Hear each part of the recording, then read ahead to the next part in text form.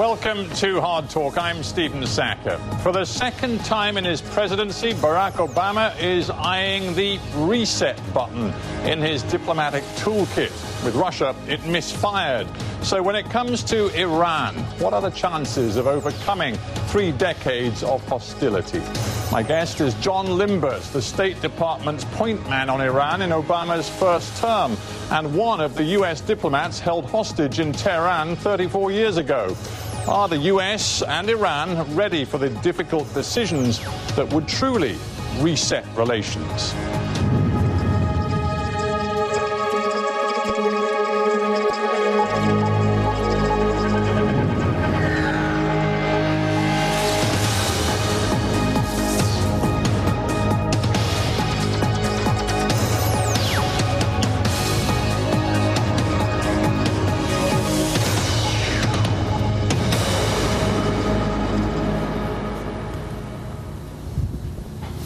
Ambassador John Limbert in Washington, D.C. Welcome to Hard Talk. Thank you, Stephen. I think it's fair to say that few American public officials have the intimate knowledge of Iran that you have. So I wonder just how excited you are about this talk of a turning point in relations between Washington and Tehran. It's potentially very, very exciting. I mean, this is the first time in 34 years that we see a crack in the deep freeze, a relationship perhaps best described like until now like Narnia, always winter, never Christmas. Right, but you say it hasn't happened like this in 34 years. There have been moments of opportunity and rhetorical excitement before. I think of the election of Mr. Khatami to the Iranian presidency. Lots of people thought that would introduce a thaw in relations, and it didn't. So why should we be so much more excited this time? Well, perhaps we shouldn't be so much more excited this time for exactly the reason you say, that there have been opportunities, there have been openings. You mentioned the election of President Khatami. There have been some other opportunities after 9/11 with Afghanistan. There was the Iranian offer of the grand bargain. There was the American offer of the roadmap, and none of those led anywhere. What that should tell us is what we're working with is a very delicate plant, and we have to be very careful. This plant has been under the earth for 34 years. It's just coming back out, and we have to be careful not to destroy it. Perhaps too much love, too much attention would do it, but we have to nurture it very carefully. Let's look at this from both sides, from the point of view of what's going on in Washington and what's going on in Tehran. I want to start with Washington. You, until 2010, were a significant player in the State Department because they appointed you as the sort of chief advisor official looking after Iranian affairs. The problem is you seemed in that period from 2009 to 2010 to be out of tune with the Obama administration. You constantly argued for reaching out for an attempt at rapprochement, and the Obama administration was much more pragmatic, much less optimistic than you were. Do you think that still there's a mismatch between your feelings and Obama's? I think that the administration had made an honest effort. If you go back to look at some of the president's statements, some of his actions, you look particularly what he said in Oslo in late 2009, when things had gone seriously off the rails, but even then, he said something like, engagement with repressive regimes lacks the satisfying purity of indignation. In other words, this is worth doing even if it's hard. I think what everyone underestimated, including me, was just how hard this was going to be. The patterns had been set. 32 years of no contact except by exchanging empty slogans and threats and insults, had made people really forget how diplomacy is done. And so when the president's efforts encountered difficulties, as they did, people reverted, on both sides, reverted to doing what they knew best, which was how to bash the other. Yeah, and let us not forget, I mean, there you are sitting in Washington, and you know better than I that even in the last few days since the Rouhani visit to the UN General Assembly and the relatively warm words issued by President Obama, you know that the US Congress has been full of voices warning Obama not to be naive, not to give the Iranians a break when they haven't fundamentally shifted position on their nuclear program. It is going to be extraordinarily difficult for Obama to lead your nation to a different place in its Iran policy.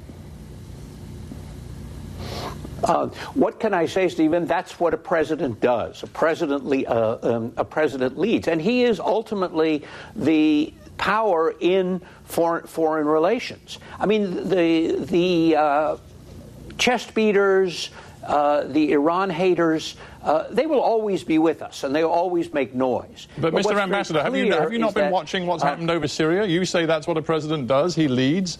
He actually threw the Syria decision on military intervention to the Congress, realized he wasn't going to win, and had to change tack very rapidly.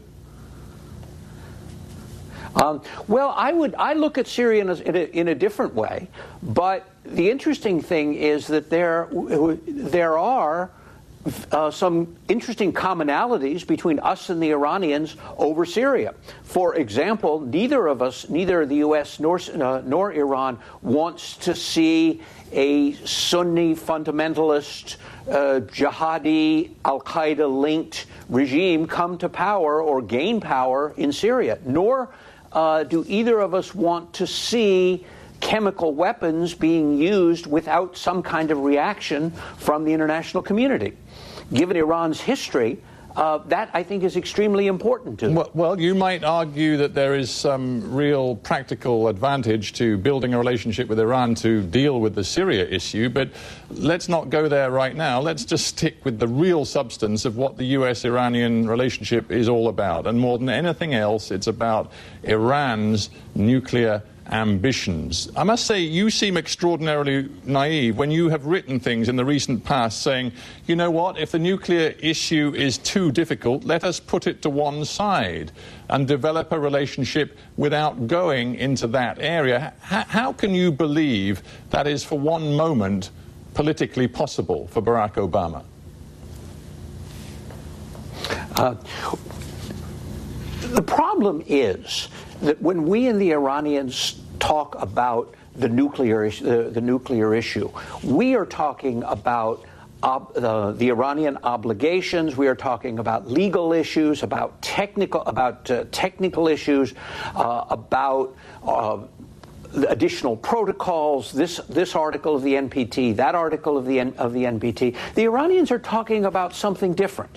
They're talking about national pride, their rights rather than their obligations, their national rights, their status in the world, and this kind of what I call asymmetric negotiation can only lead to frustration. After all, you British have experience with this when you were talking with the Iranians, or you in a disagreement with the Iranians over the nationalization of oil 60 years ago. 60 years ago, it was the same thing. The British side was talking contracts and binding contracts. The Iranian side was talking about its rights to control its own destiny. Sure, but we happen to be talking here about the potential Iranian acquisition of nuclear weapons. I mean, this is no small matter. I just want to know whether you, as, again, a diplomat with extraordinary experience and knowledge of Iran, agree with something Richard Haas said the other day, of course, a long-time diplomat and servant of the State Department, when he said,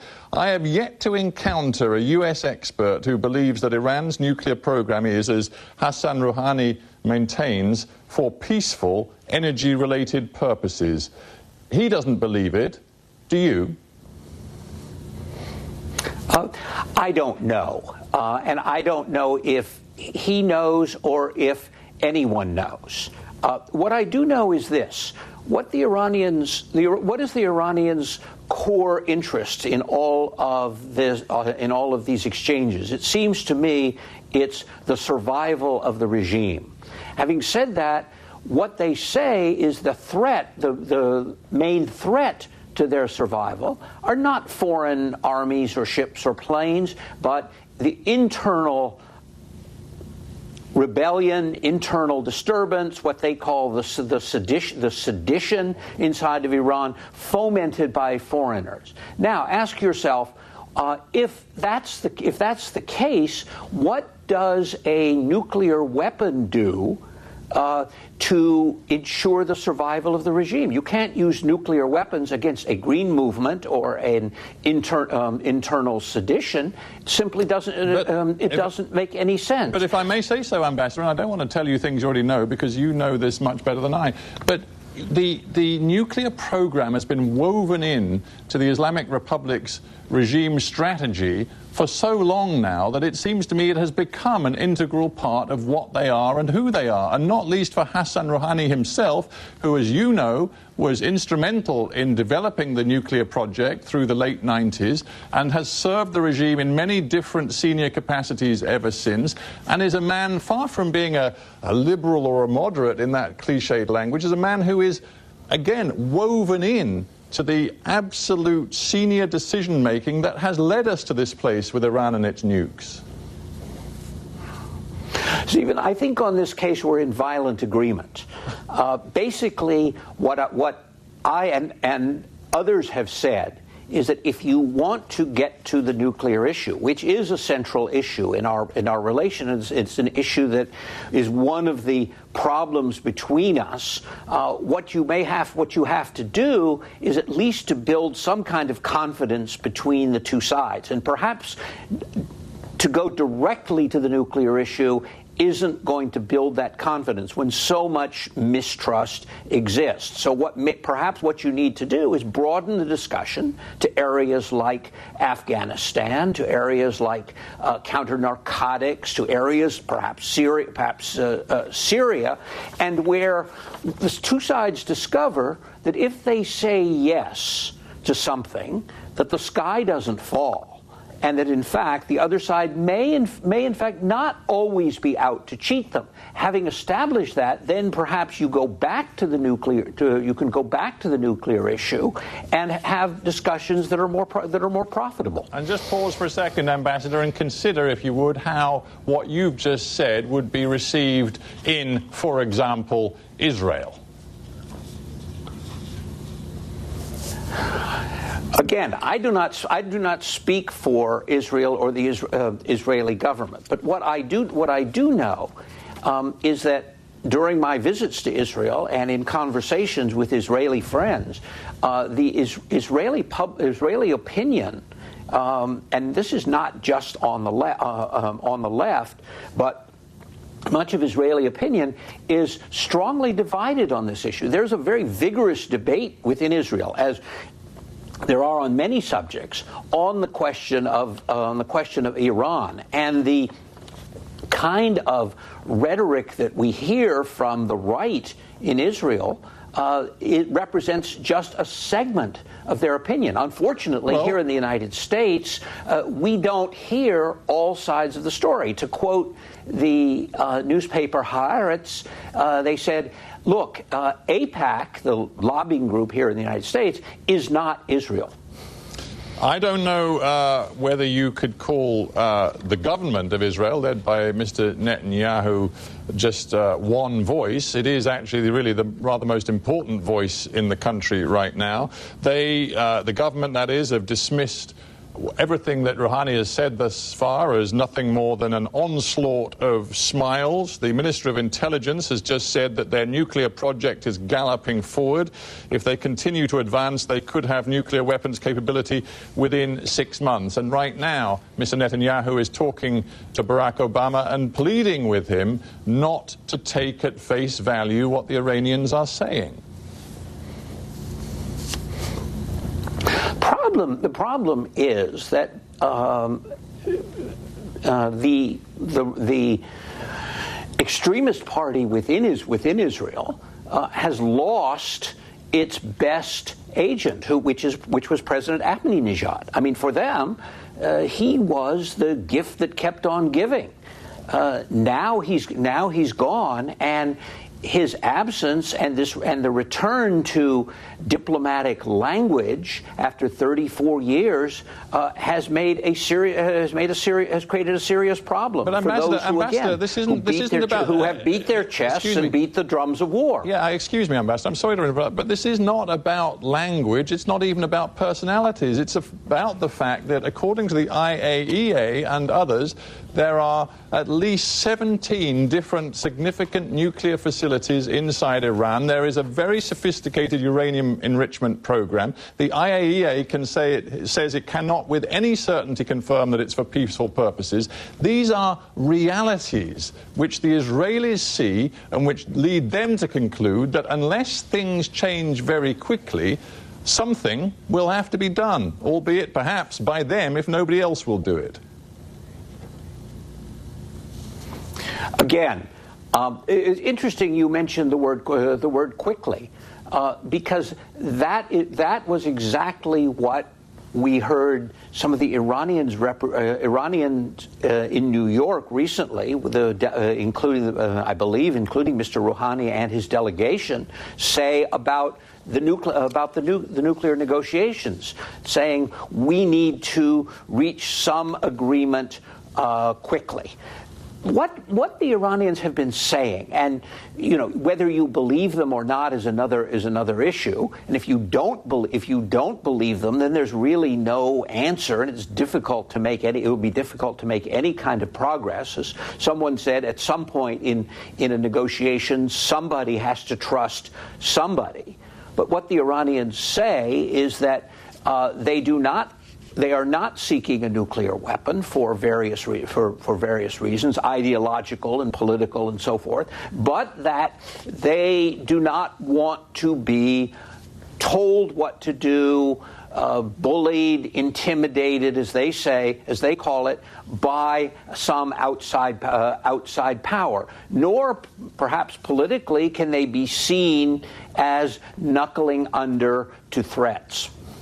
As another former State Department colleague of yours, Nicholas Burns, wrote not so very long ago, he said, oftentimes diplomacy requires the threat of force. You seem to be advocating a move toward relaxation of sanctions, sending warmer signals to Tehran before they've actually done anything on the nuclear file. Surely the sanctions are the reason why Rouhani is now talking more openly about making concessions on the nuclear file. You keep the sanctions, do you not, until the Iranians have backed their words with very specific actions. Let me back up. I have great respect for Ambassador Burns, and diplomacy without some backing of force is a little bit like a smile without any teeth. I mean, it doesn't carry much weight. But to say that the sanctions, for example, had this effect, made the Iranians to become more reasonable, made the Iranians change their policy, may be true, but I haven't seen the evidence for it. People have made these statements. I've seen statements, for example, that Rouhani owed his election to the sanctions. Well, again, that may be true, but where's the evidence for that? And often you notice that the same people who are making these claims, the same people who are making these claims are the same people who were the strongest advocates of sanctions in the first place. Isn't it self-evident that an economy which has seen, they say, around $100 billion squeezed out of it over the last 2 years because of the very strict sanctions, including the loss of output on oil of roughly 1 million barrels a day, isn't it not self-evident that that is the sort of terrible damage being done to the Iranian economy that is going to force the regime to start to think very carefully about whether it wants to push ahead with its nuclear program?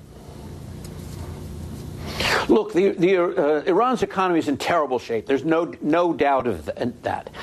Iran, with its oil resources, with its well-educated population, should be a paradise. It isn't.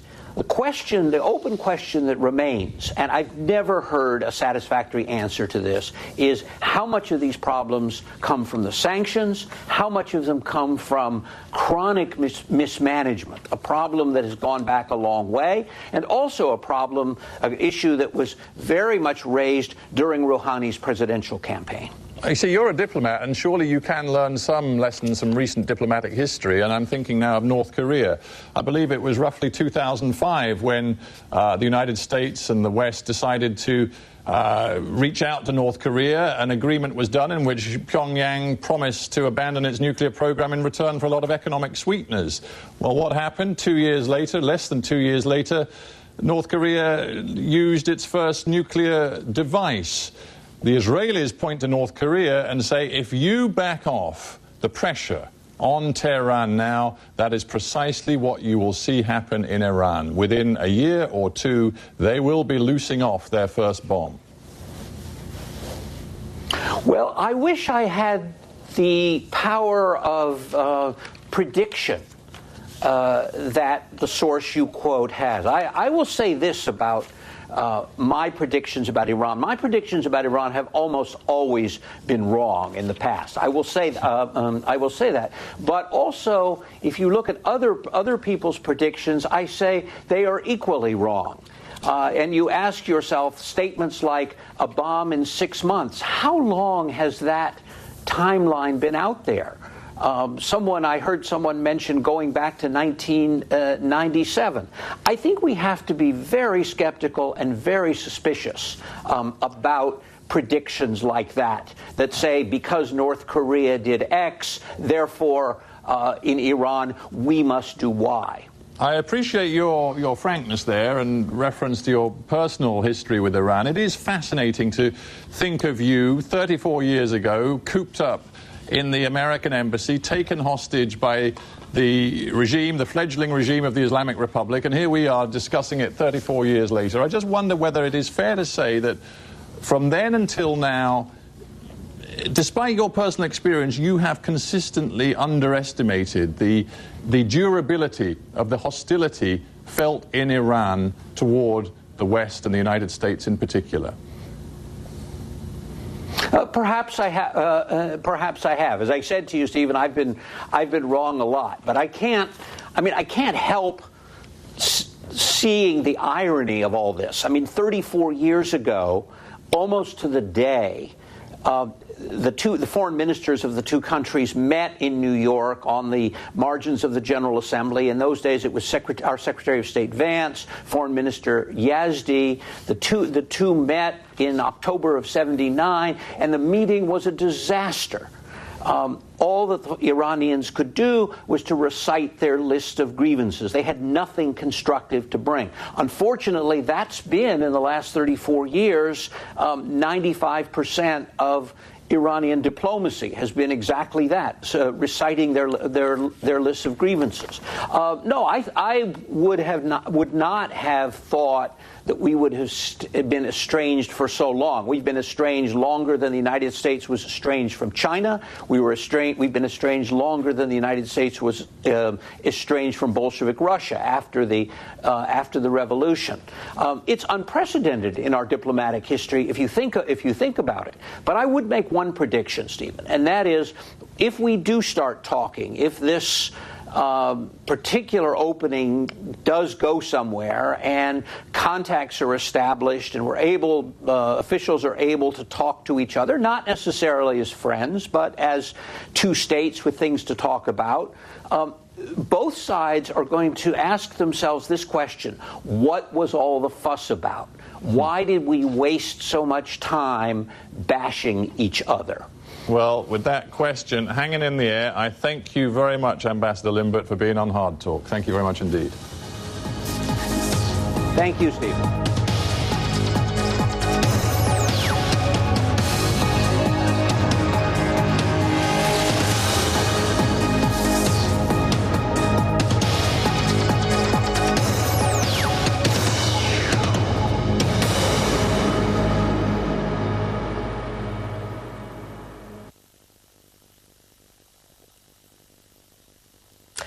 Hello there. Welcome to an extended look at weather conditions around the globe for the next couple of days. We're going to start in Africa, and for parts of Madagascar, Mozambique, Tanzania, also in across Zimbabwe. Real drop in temperature for Tuesday. Outbreaks of rain developing. Some of the most persistent rain is to north, though, across Zambia and into the northeast of parts of Namibia.